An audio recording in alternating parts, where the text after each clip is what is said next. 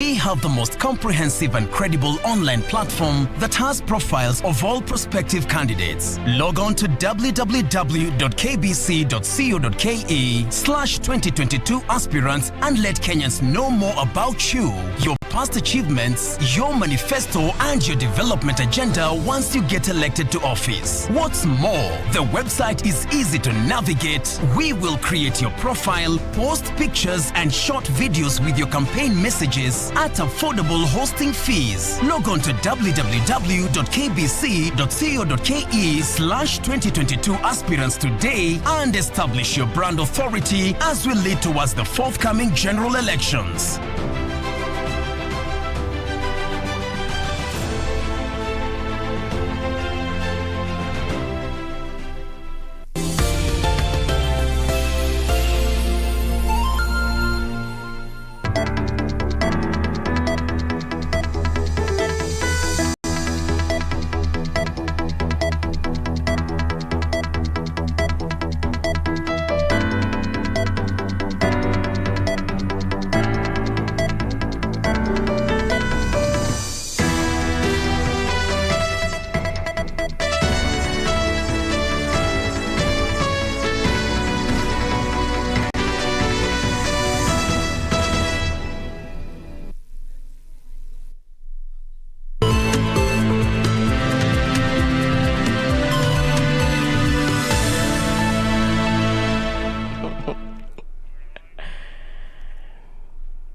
Good afternoon, Eid Mubarak to our Muslim brothers and sisters. You're just in time for the lunchtime news. This is KBC. A very warm welcome to the broadcast. My name is Irene Muchuma Odim. On sign language interpretation, we have Lansa Odinga. It is the third day in the month of May, 98 days to the next general election. This as we join the world in marking World Press Freedom Day. We have the details. Do interact with us on all our social media platforms at KBC Channel 1. Now, we begin from Thika, where the Azimio la Umoja Brigade is winning voters ahead of the next general election. My colleague Timothy Kipnoso is informing us that the area governor, Kiambu Governor Nyoro James, is currently addressing congregants in the area. Let's cross over and listen in. In the next 3 months, ili kutoka 3 months tuende to celebrate Baba the 5th, tuendesha nchi ya Kenya kwa sababu ya zile challenges ambazo ziko mbele. Na kwa hayo machache sasa ningetaka kurudisha program ili tupate a few people ambao watatuongelesha.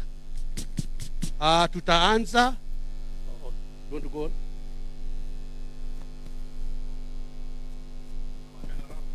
Wapi makofi ya Nyoro JK Daktari, Governor of Kiambu. Hello, ni murajigua murire Nyoro ruhi. Muthuri uyu ni muthoma thomu hanini kungira tondu ena PhD na nie ndikiri no ni ndigikinya ho hindi. Leaders allied to the Azimio la Umoja Brigade accompanying the Azimio la Umoja presidential candidate Raila Odinga. This as political leaders get to the ground in winning voters ahead of the next general elections. 98 days to the polls. And right now we join my colleague Beatrice Gatonye Ngetich, who is attending to an event in Nairobi County in regards to the Japanese embassy. Let's listen in.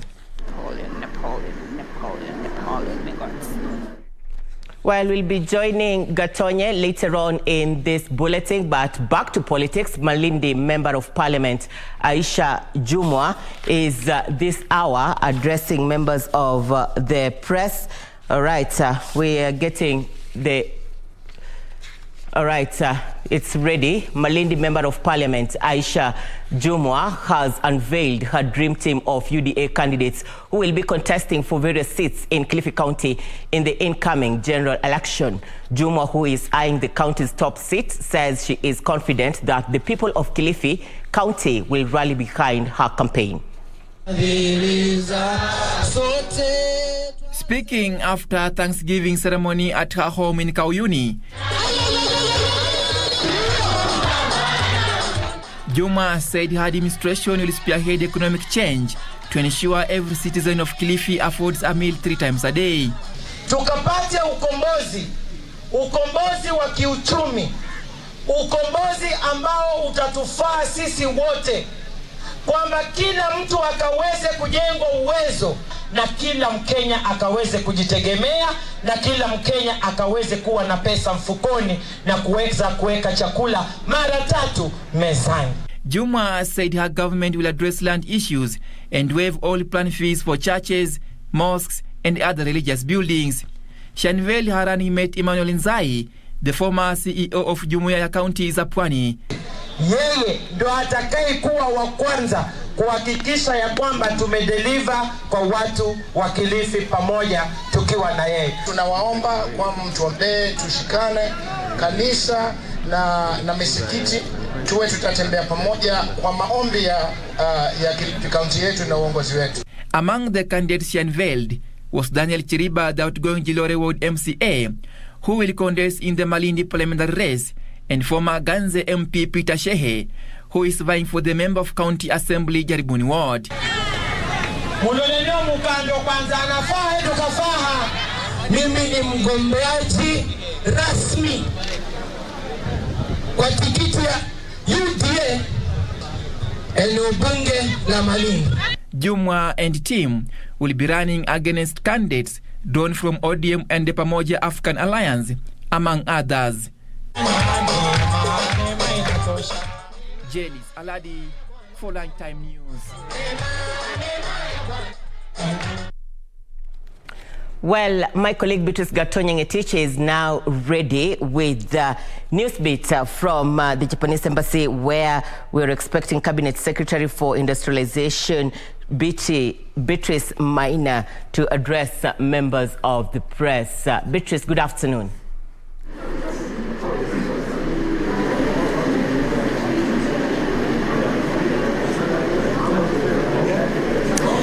Thank you very much from the studio. I'm coming live to you from Serena Hotel, where Kenyan or Japan African Economic Forum is taking place right now between private and public sector. And participants here have been discussing issues to do with how they can improve business environment between Africa and Japan. And some of the issues that have been discussed here include innovation, the areas of innovation, integration and industrialization, areas of green and digital infrastructure, and also accelerating finance solutions. 15 or a total of 15 MOUs have been made here between Japan and Africa to see how they can continue collaborating economically. And some of the MOUs include a joint initiative on vehicle KD project that is between Kenya and Japan, and also an MOU for development of Isiolo solar project between Kenya and Japan. And just to tell us more about this forum and what is happening here is Napoleon Mengot, Strategy Manager, C Squared, who is here with me. Just join me here and just tell us more about the forum here today and some of the issues that are coming up. Okay, thank you very much, Beatrice. So today we have the Japanese Africa Public-Private Economic Forum, the second session. And what it is I think since the 1960s or 70s, Japan has been synonymous with cutting-edge technology in order to help us optimize our way of life. So what you're seeing here is them bringing their technology as well as their funding to help African businesses optimize their ways. The different infrastructures, the different MOUs that have been signed here today cover anything to do with green energy, so energy optimization. I heard something about flowers, optimizing flowers, not just exporting them as a raw product, but also using them to make perfumes or sprays. I think at the moment what we have is there are quite a few raw material exports from Africa to Japan, and then technology or expertise from Japan to Africa. So we're trying to kind of make sure the beneficial output is more mutual. So the company I work for, C Squared, we're a technology company. investing in broadband enabling infrastructure. One of our major shareholders is Mitsui, a Japanese company. And what we're here to showcase today is our most recent MOU with the Togolese government, where we formed a joint venture with them called C2 Voison. And we have a three-phased project. Firstly, to land Togo's Equiano submarine cable, which was done on March 18th. Secondly, to help operate their backbone network called CEB, covering the country, so intercity connection. And thirdly, to operate their eGov metro network intra-city. These MOUs, what do they mean for Africa? These MOUs for Africa means we can end up converting what we normally export as raw materials into more lucrative businesses. First of all, Kenya as a hub for Africa is one of the best regions to do business in Africa. So these MOUs, what it will help us do is optimize energy, infrastructure. It will help us accelerate where we're headed to, basically, as an economy. Thank you very much, Mangot, from C2, telling us more about the forum here today, which is Japan, Africa, and more. They're looking at how they can improve the economic status of Africa in collaboration with Japan. My name is Beatrice Getonye. I take you back to the studio.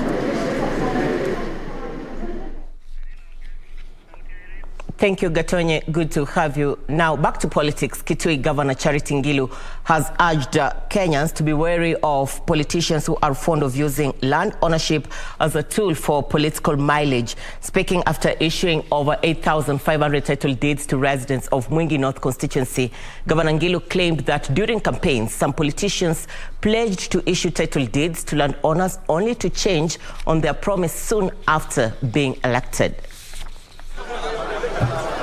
Kitui Governor Charity Ngilu was in Mwingi North constituency in Kitui County.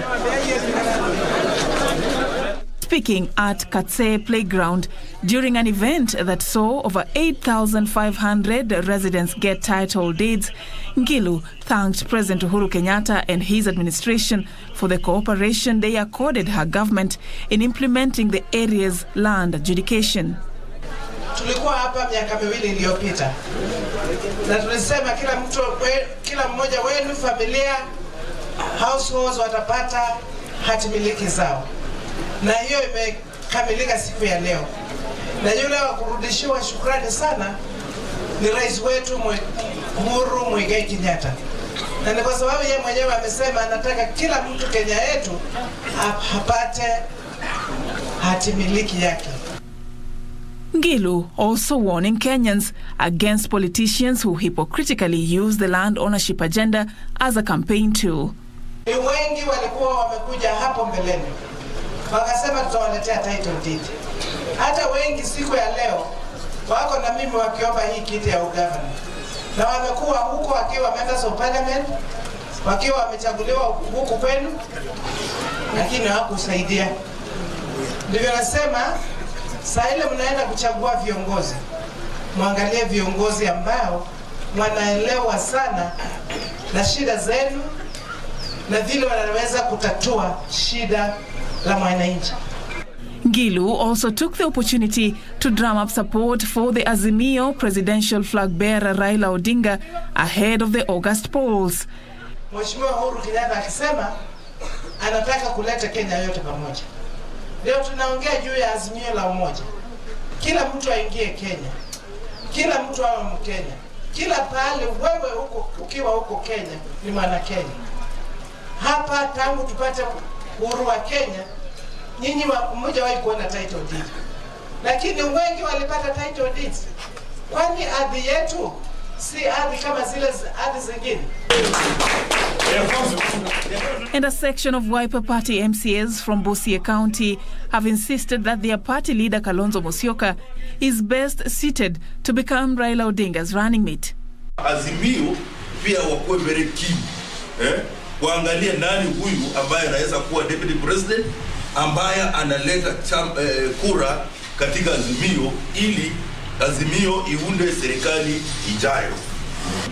So as a Wiper, what we are demanding is Mheshimiwa Kalonzo Musyoka apewe running mate wa Azimio One Kenya Alliance.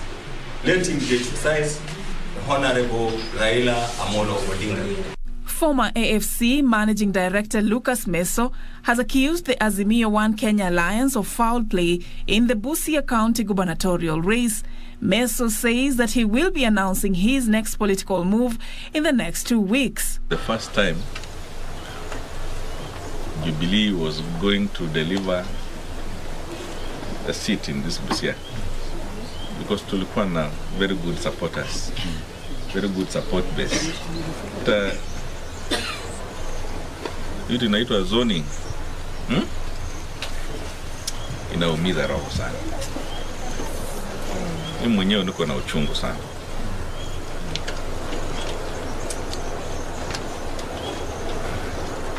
Because why do you want to fear competition? Why does ODM fear competition? Why? Is there any reason? What I can tell you is that stand firm, sisi tuko nyuma yako na tutakubali liwe liwalo. Kama wanaume mtarudi nyuma, mimi mwanamke naunga mheshimiwa Meso kulingana na manifesto niliyosikia kutoka kwa kinywa chake mara ya kwanza, na nikaamua ni yeye na ni bado ni yeye. Mheshimiwa Lucas Meso, wewe ni komanda wetu, na vile wewe ni komanda wetu, sisi kila ambacho utatuambia ndicho kila ambacho tutafuata. For Lunchtime News, I'm Safin Aching Ouma. The Kenya Editors Guild has joined journalists from 50 other African nations in Arusha, Tanzania for a 4-day forum to commemorate this year's World Press Freedom Day. The forum intends to address challenges facing the media fraternity in the African continent. This year's World Press Freedom Day, themed Journalism Under Digital Siege, comes amid calls for immediate action to allow the media to speak the truth. The Kenya Editors Guild says disinformation is one of the major challenges facing the media fraternity. Hence, media stakeholders should stand out to find ways to set truth free. According to the Editors Guild, truth is key in the practice of news dissemination. Tanzanian President Samia Suluhu is the chief guest at the ceremony. World Press Freedom Day was first celebrated in 1993. Globally, 1,519 journalists are reported to have died in the line of duty from 1993 to 2022. In Kenya, 3 journalists were killed between 2009 and 2021 while on duty.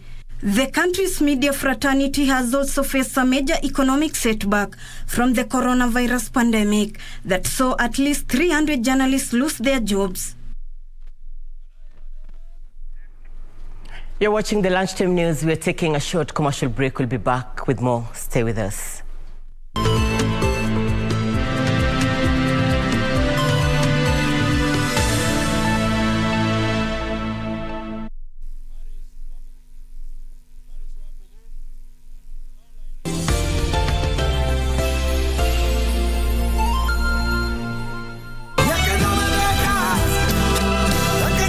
They want you to know that the flowers that they delivered this morning, as well as the jewelry, were rejected.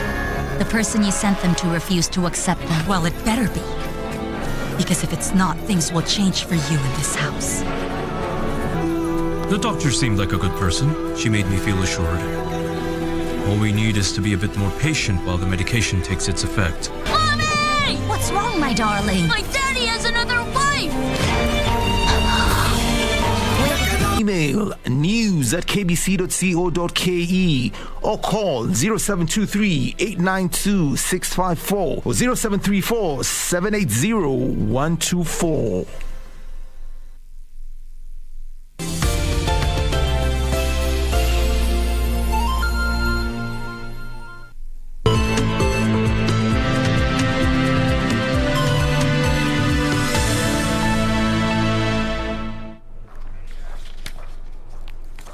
Thank you for staying with us. You're watching the Lunchtime News. Welcome back. Residents of Mwihoko and Kahawaskari wards in Ruiru constituency are up in arms against a contractor who left a bridge under construction unfinished. The relief they had envisaged with the construction of the bridge has now been replaced with the dejection, as they are now forced to resort to other dangerous alternatives to cross the Kiu River that divides the two wards. These residents of Mihoko and Kahawa Sukari wards in Ruiru constituency are a dejected lot. The construction of a bridge that would have linked the two wards was left unfinished, and the contractor is nowhere to be found. According to the residents, the poorly constructed bridge poses a risk to their lives as it could collapse at any time. Na mvua kutoka pande ile inaleta maji mingi sana na Kiu River inasambaa huku ikielekea pande ya Kilimambogo.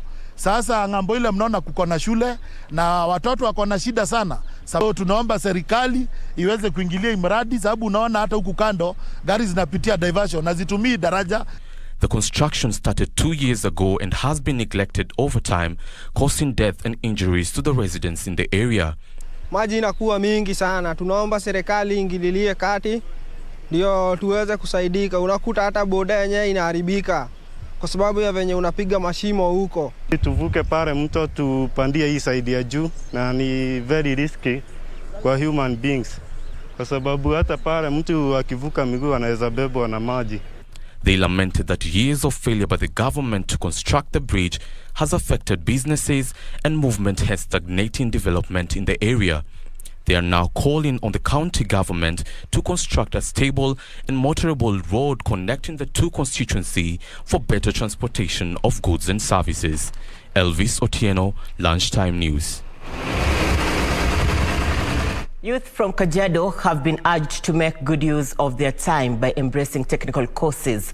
Kajiado businessman Martin Dirango says many young Kenyans are wasting their precious time loitering in towns instead of picking career paths that will lead to financial stability. He has challenged the youth to make good use of their God-given strength and ability to earn honest living.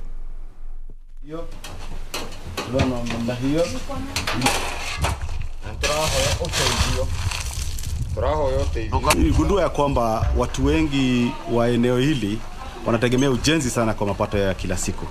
Hivyo basi nikaona shida walioko nayo kubwa ni kukosa vyombo vya kufanyia kazi. Hivyo basi tukasema jukumu letu kama viongozi ni kutafutia hawa vijana wetu njia ya kupata kazi. Wasikose kufanya kazi kwa sababu ya kukosa vyombo. Hivyo basi tumewatafutia vyombo vidogo vidogo tu kama wheelbarrow, spades, vitu kama tindo, manyundo, masoo, vitu kama hivyo, ili wakiitiwa kazi wasiwe wanakwama. Wao wanaenda katika kazi hizo, wanatimiza na wanapata mapato ya kila siku. Mheshimiwa anataka kuanza hii project, ndiye amenifunza hii kazi. Siku hizi kwangu nakula, nilikuwa nakaa tu kwa barabara, nakaa tu pale na vijana midarati. Siku hizi nimejifunza kutengeneza fridge, makaa, gas cookers, nikienda kutengeneza mtu na napata riziki yangu. Ametusaidia sana. Ameshikilia watoto wetu kwa njia kubwa sana. Manake amekuja amewafunza kazi na amekuwa na tools za zenye wanafanyia kazi. Wenye wanafanya kazi za mikono wanakuja hapa kwake kama mtu hana tools. Kama sisi wazazi hatuna uwezo wa kununulia watoto wetu tools za kazi. Lakini watoto wanahitaji kufanya kazi.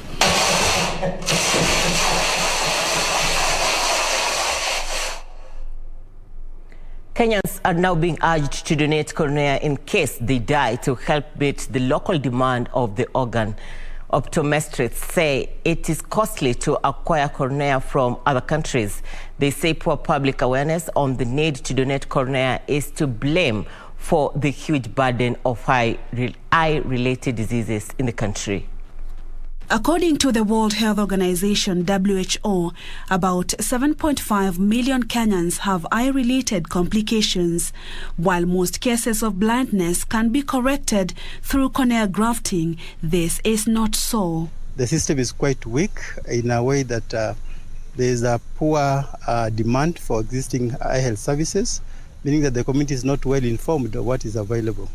The other issue we came across was about the issue of the availability of health workers in eye health. There are quite few, and even those who are there, you find they are not even in the rural areas that we really want to reach the most of the people. Christian Blind Mission in Kenya Country Director David Monyendo says that the list of those requiring grafting gets longer by day and it will be difficult to treat them in the near future due to lack of sufficient cornea. The best solution about this is to ensure that the government actually is able to make eye health feasible, be it at the decision-making process, be it at financing, be it also in terms of ensuring that the National Health Insurance Fund equally is reaching out to the local people who are able to be enrolled and be able to use the benefit of accessing health services wherever they are. Tumeweza kupeleka wauguzi kama 10 waweze kufanywa training ya macho, ya jinsi ya kutibu magonjwa ya macho, na pia tumeweza kutenga mahali maalum pale katika hospitali yetu ya level 5. Tumetenga mahali maalum, mahali ambapo wataweza kuweka optical shop. The cost of treatment is another dilemma for needy Kenyans. Currently, Kenya is importing cornea from countries such as the US, India and Sri Lanka. The optometrists now want Kenyans to consider donating their cornea, especially when they die, to save the situation. And perhaps through public campaigns and awareness raising, we can get even more people committing, because I can tell you, even if you wanted to have a corneal transplant, it's quite difficult because you'll find they're actually not there. So we need to actually to appeal to Kenyans to come out and volunteer that you cannot save somebody from losing their eyesight by donating. And even writing a will, if you are gone, you can also be supporting those who are staying behind. Purity Museo, Lunchtime News. Now, animal welfare activists have raised an alarm over a resurgence in cases of donkey slaughter in the country. They noted that in the last couple of weeks, several cases had been reported in Athi River, Nakuru and Murang'a, with the meat carted to unknown places. According to Dr. Raphael Kinoti from Brook, East Africa, the trend was worrying, noting that the meat was unsafe for human consumption. Speaking at Lake Naivasha Resort at the end of the association's 56th annual scientific conference, Dr. Raphael Kinoti from Brook, East Africa observed that between 2016 and 2021, the country lost a whopping 300,000 donkeys to illegal slaughterhouses.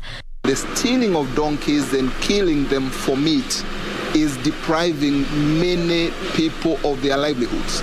People don't keep donkeys in Kenya for meat. They keep them for work.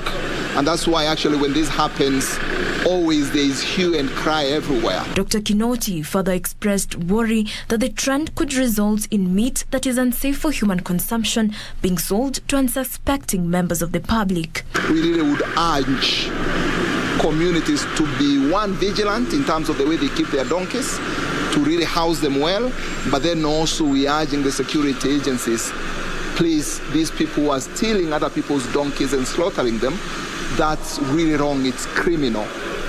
We really would want the police really to apprehend. On its part, the Kenya Veterinary Association urged the government to heed a court directive to gazette the Kenya Veterinary Board in order to enhance surveillance against quacks in the profession and uninspected products in the market. We are pleading to the government to employ more inspectors. I remember Kenya Veterinary Board has actually made an attempt to recruit 28 inspectors so that we can have 7 regions for inspections. We want more funds to be devolved to the counties to take care of our livestock. Jacqueline Masharia for Lunchtime News. A section of education stakeholders is calling on the society to support needy students interested in pursuing education for a better future. The Love for Child Association Education Committee Chairperson James Mbugwa says every child should be given an opportunity to excel at the levels of education. According to Mbugwa, consistency in learning for any given society will end vices for better generations. Mbugwa made the remarks during a ceremony aimed at fundraising for the less fortunate in the society. If they are in campus already, when they have their long breaks as well, right, ensure that they are attached somewhere. And if you can't get someone, Treasuries have got 1,400 students which translates to 1,400 families. Ile nakupatia appetite ya kukula main food.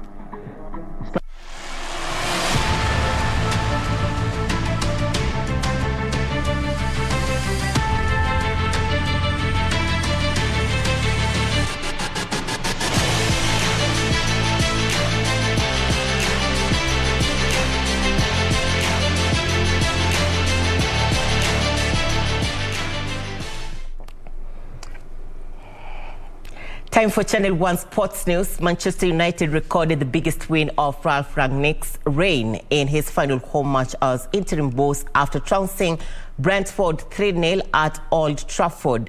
The win leaves United 6th behind Arsenal and Tottenham, who are 4th and 5th respectively. United's victory moved them to 58 points with 2 games remaining. The Red Devils are currently 6th in the English Premier League table. Finished United 3, Brentford now.